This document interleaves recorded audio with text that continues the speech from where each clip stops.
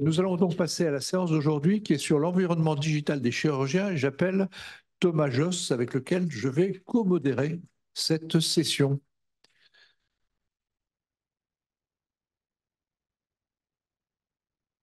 Alors, j'appelle aussi Alexandre Kittic sur le digital dans le quotidien d'un chirurgien, son image sur les réseaux sociaux et le web, en passant par le stockage de ces données jusqu'à la place du digital au bloc. Merci. Merci. Merci. Donc, bonjour à tous. Donc, je suis heureux de vous retrouver finalement pour une seconde fois, puisqu'on a une première session avec le professeur Claude Benhamou il y a 2 ans maintenant, donc qui était vraiment consacré au digital dans la place, dans la vie du chirurgien. Ce que j'ai voulu, c'était revenir finalement avec de nouveaux intervenants, avec une nouvelle dimension qui est un peu plus concrète, avec donc le docteur Alexandre Kittic qui va nous parler concrètement le digital dans son quotidien. Ensuite, on parle de stockage des données avec tout ce qui est bien sûr le parcours du patient, l'anonymat du patient, comment gérer finalement toutes ces données aussi, ce big data, dirons-nous. On parlera bien sûr de réseaux sociaux, la grande place du digital, LinkedIn, Instagram, dans le quotidien d'un chirurgien qui soit finalement un chirurgien, on va dire, hospitalier ou même en cabinet privé. On parlera de site internet, de référencement, c'est une partie qui est importante. Et puis, bien sûr, de l'aspect assurance, cyberdéfense, tout ce qui est cyberattaque, comment faire bien sûr face au vol des données. Donc, c'est des points qui sont, je pense, importants à discuter. Donc, Alexandre, on t'écoute pour la première partie. Très bien, bonjour à toutes et à tous. Je m'appelle Alexandre Kittic, je suis interne de chirurgie plastique, reconstructrice et esthétique. Je suis également président et cofondateur de la NJP. Très brièvement, la NJP, c'est l'Association nationale des jeunes plasticiens. C'est une asso qu'on a créée il y a un peu plus d'1 an pour représenter et rassembler les internes, jeunes chefs et jeunes installés en chirurgie plastique. Donc, merci à l'Académie de chirurgie de me convier à cette session sur le digital dans le quotidien d'un chirurgien. Merci à Thomas Josse aussi de coordonner cette session. Je pense qu'aujourd'hui, je vais vraiment avoir un rôle introductif sur le sujet. Je vais développer cette présentation en 3 points et mes collègues par la suite détailleront plus en détail ces 3 points. Donc, le premier point, c'est l'image sur le web et les réseaux sociaux, particulièrement pour un jeune chirurgien, et notamment en chirurgie plastique, qui est une spécialité qui est très sollicitée sur les réseaux. Le stockage des données médicales. Il faut savoir que c'est un sujet qui reste très obscur au cours de la formation. On aborde le sujet souvent trop tard, au moment de l'installation, sur comment stocker ces données, comment faire. Et enfin, la place du digital au bloc. Donc, avec le peu de recul que j'ai depuis mes débuts externes à maintenant ma place de vieille interne, j'ai pu voir une place de plus en plus présente du digital au bloc opératoire. Donc, l'image sur le web et les réseaux sociaux pour un chirurgien. À l'heure actuelle, avec Internet, la chirurgie plastique, et particulièrement le versant esthétique, est très sollicitée. C'est une spécialité au cœur des réseaux. La présence du jeune chirurgien, je pense qu'aujourd'hui, elle est essentielle. C'était moins vrai avant, où vraiment ça fonctionnait au bouche à oreille, c'était le nom du chirurgien qui était la marque de fabrique. Aujourd'hui, c'est un milieu qui est très compétitif, d'autant plus que les patients sont maintenant des patients experts, ils arrivent en consultation, ils connaissent déjà les différents types d'interventions proposées, leurs complications. Donc pour ça, il faut vraiment développer sa e-réputation, c'est-à-dire savoir gérer son image sur le web et les réseaux en développant une stratégie digitale. Donc, quels sont les outils à disposition et comment les utiliser à son avantage, et quelles sont les limites de cette présence numérique. Donc, il y a plusieurs outils à disposition. Je ne vais pas revenir sur les logiciels de gestion de rendez-vous, type Doctolib, qui sont aujourd'hui un standard pour fluidifier la prise en charge et faciliter le travail administratif. Il faut savoir que le jeune chirurgien, vraiment ce qu'il veut aujourd'hui, c'est gagner du temps, passer son temps essentiellement au bloc opératoire et en consultation à s'occuper des patients plutôt que de s'occuper de tout ce qui est site et réseau. Donc, le site Internet, je pense que les jeunes chirurgiens, maintenant, tout le monde a un site Internet. C'est la vraie pierre angulaire pour le chirurgien. Ça lui permet d'afficher sa propre image personnelle. Il y a plusieurs types d'informations qui sont disponibles. On peut parler des interventions proposées, de la tarification, de l'expérience aussi du chirurgien. Je pense que c'est important de dire d'où on vient, quelle formation on a suivi, quel diplôme on a. Il y a aussi souvent des espaces blogs où le chirurgien peut interagir avec les patients. On a un retour de patients. Donc, ça peut vraiment permettre de développer une relation de confiance. Google My Business. Donc, quand aujourd'hui, je demande à mon entourage, voilà, si vous deviez voir un chirurgien plasticien, comment est-ce que vous feriez? J'ai 2 types de réponses principalement. La première partie, on me dit, bon, bah, j'ai vu sa page Instagram à ce chirurgien, ce que le contenu qu'il propose me plaisait, donc voilà, j'ai pris rendez-vous avec lui sur Internet. Et la deuxième chose, c'est comme pour les restaurants, les gens vont taper le nom du chirurgien sur Internet et regarder sa note. S'il a une mauvaise note, on va dire 3 étoiles sur 5, ah ben non, c'est que ça doit être un mauvais chirurgien, je ne vais pas prendre rendez-vous avec lui. Alors que s'il a beaucoup d'avis avec des très bonnes notes, ça met les gens en confiance, ils vont cliquer là-dessus. Et le troisième point aussi que les gens font, ceux qui ne connaissent pas du tout le milieu, ils tapent chirurgie plastique Paris et ils regardent les premiers résultats. Donc, je pense qu'en tant que jeune chirurgien, il faut une page Google. Il faut faire attention aussi au référencement. C'est ce que les gens aujourd'hui regardent en priorité. Enfin, pour les réseaux sociaux, je ne pense pas qu'il faille être sur tous les réseaux en même temps. De toute façon, tout s'entrecroise. Il faut vraiment sélectionner un réseau qui nous correspond le plus et toujours rester fidèle à son image. Le réseau clé aujourd'hui en chirurgie, c'est Instagram, avec du contenu type photo et vidéo. Donc, on peut faire plein de types de contenus, du storytelling, des contenus éducatifs, du contenu personnel. L'avantage d'Instagram, c'est que ça permet vraiment d'élargir la portée, de communiquer même au niveau international, plutôt que les patients qu'on aurait vraiment dans notre cercle local au niveau de la ville. Facebook, de moins en moins. C'est de moins en moins utilisé. C'est toujours intéressant d'avoir une page Facebook. C'est plutôt la population plus âgée qui utilise ça avec les groupes Facebook ou vraiment pour des réseaux de niche. Enfin, LinkedIn, c'est vraiment un réseau professionnel, moins pour interagir avec les patients, mais plus pour discuter entre praticiens. Et enfin, TikTok, qui est un réseau en croissance. Alors, TikTok, initialement, c'était un réseau pour les très jeunes avec du contenu de divertissement. Et aujourd'hui, de plus en plus de chirurgiens font des vidéos, souvent des vidéos explicatives. Donc, je pense que c'est un réseau qui peut être intéressant de développer. Quelles sont les pistes aujourd'hui pour assurer une image pérenne en ligne? Je pense que le plus important, quel que soit le réseau qu'on développe, c'est de rester fidèle à son identité professionnelle et rester authentique, pas tomber dans le piège notamment de l'influence de plus en plus.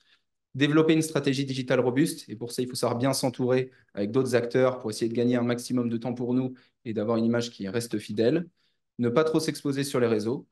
Il y a une étude qui a été faite aux États-Unis où ils ont vu qu'il y avait 30% des données de chirurgiens qui étaient des données personnelles et qui n'étaient pas du tout adaptées à la patientèle. Il faut savoir que les patients sont curieux, ils vont aller chercher des informations sur le chirurgien. Je pense qu'il faut vraiment faire attention aujourd'hui à respecter les règles de confidentialité et à ne pas se rendre trop exposé pour les patients. Et donc, respecter les règles de déontologie et de confidentialité. Donc, la présence sur le web, c'est une vraie plus-value, mais pas une obligation. Il y a des chirurgiens qui n'utilisent pas du tout les réseaux et qui réussissent très bien. Donc, souvent, c'est les chirurgiens plus expérimentés ou qui sont vraiment dans l'hyper-spécialisation.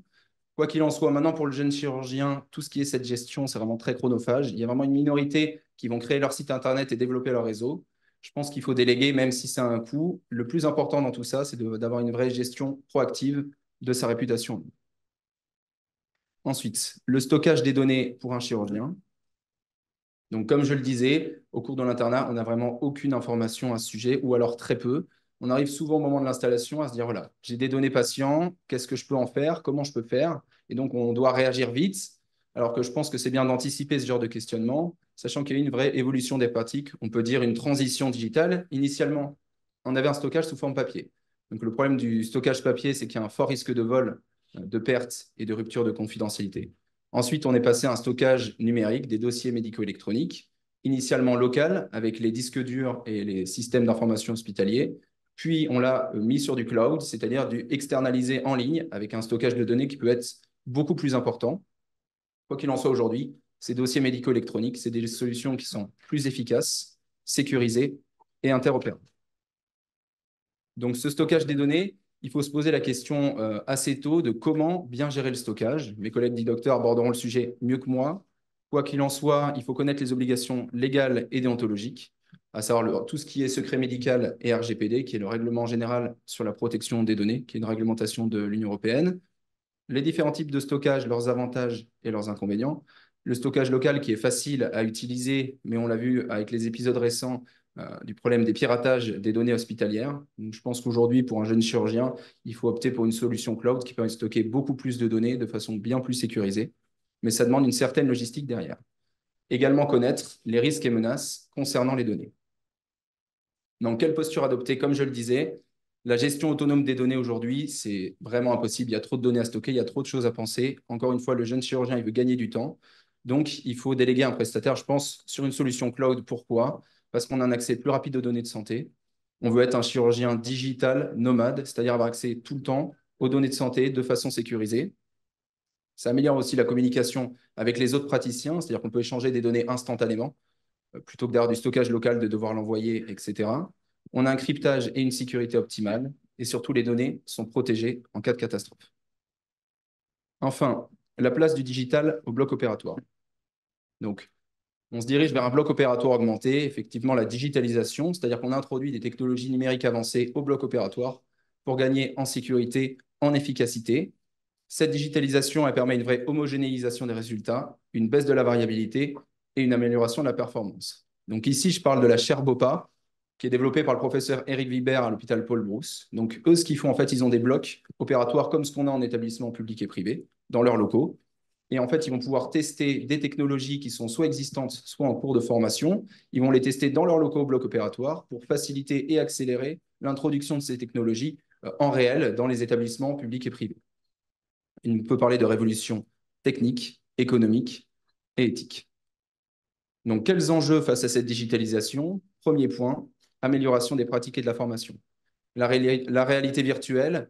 Aujourd'hui, on est capable, donc, avec un chirurgien en formation, un chirurgien expert, d'avoir un casque de réalité virtuelle, de préparer les interventions à l'avance. C'est-à-dire qu'on a une simulation 3D de l'intervention. On peut travailler étape par étape, chaque moment de l'intervention, se familiariser avec l'anatomie. Et surtout, le chirurgien expert peut donner ses conseils au fur et à mesure, ce qui permet au chirurgien novice, le jour où il arrive sur sa première intervention, de gagner en vitesse, de se sentir en sécurité, d'avoir confiance en lui.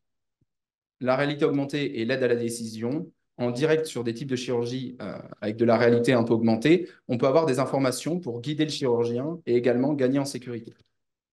Tout ce qui est téléchirurgie et monitoring à distance, je vais citer 2 exemples.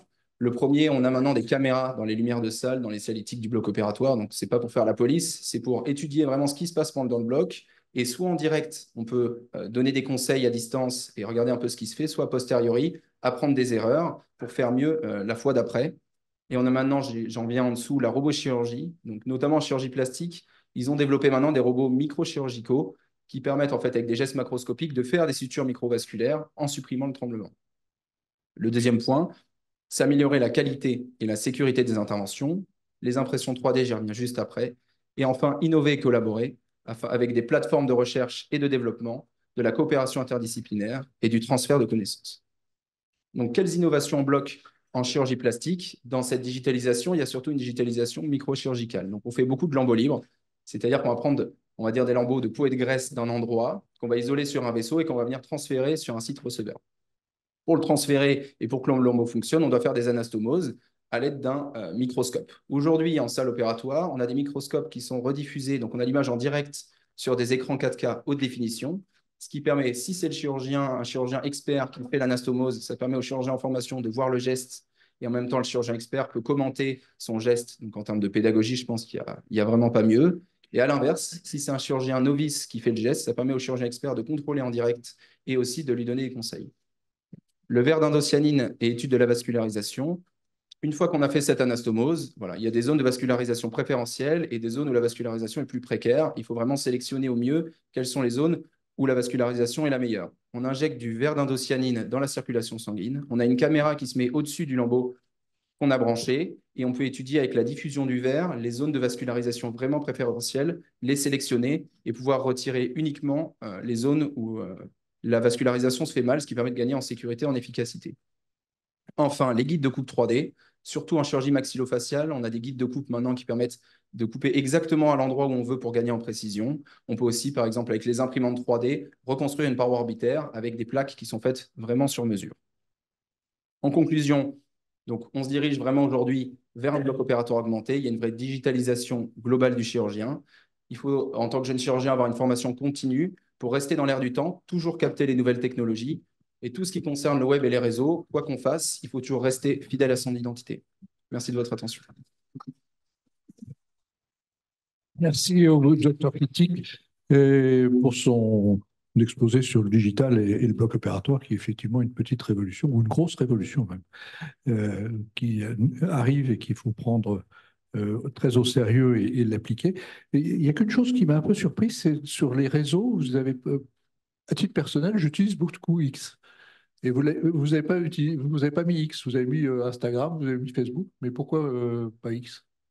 Alors, c'est vrai que Alors X, c'est très politique, je sais, mais la répercussion de X est importante. la répercussion de X est importante. C'est vrai que là, je voulais plutôt parler.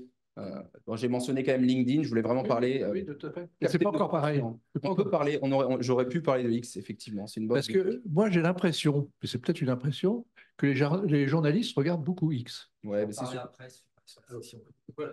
j'en parle après.